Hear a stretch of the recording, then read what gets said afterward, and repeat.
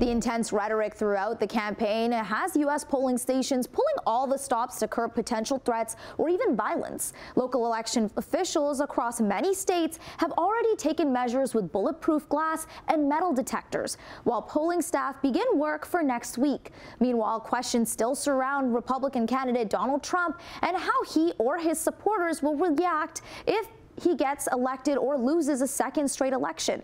Jason Gaidola joins us live with more tonight. Jason?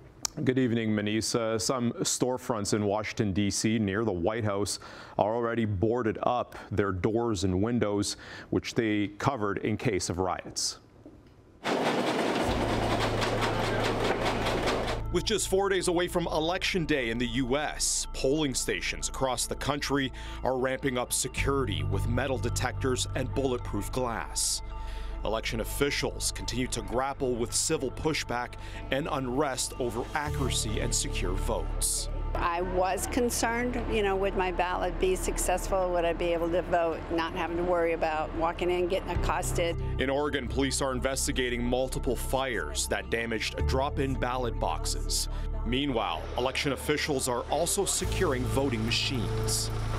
So that the results that we will flash the next day or in the following days will come from the official sticks that have never touched the internet. These machines do not touch the internet. However, speculation about election integrity continues to fuel online. One video circulating allegedly shows someone unable to select Donald Trump in Kentucky. The state's attorney general took to X, saying investigators removed a machine in Laurel County, and he went on adding all Kentucky voters can have confidence that our elections are secure and any potential issues will be addressed quickly. We won't actually get to litigate our differences if Donald Trump comes in and uses law enforcement or the military to punish his political enemies, his enemies list. Concerns are intensifying over potential backlash of election results. Storefronts in Washington, D.C. have begun boarding up in case of riots, one similar to the January 6th attack on Capitol Hill in 2021 following the last election. They're the enemy of the, I've been asked not to say it, I don't want to say it, they're the enemy of the people, and someday they're not going to be the enemy of the people, I hope. Trump's running mate, J.D. Vance, is also quelling fears about retribution from Trump if elected again.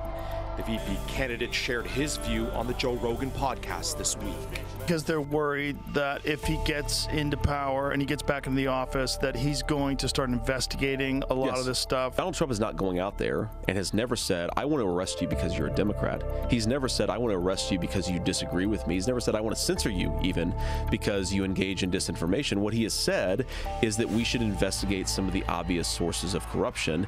Tonight, a key battleground at the center of former. Meanwhile, there was some voting controversy in the state of Georgia. Election officials say they're late in mailing more than 3,000 absentee ballots to voters. They say they've begun express mailing them and are hoping for a quick return by Tuesday.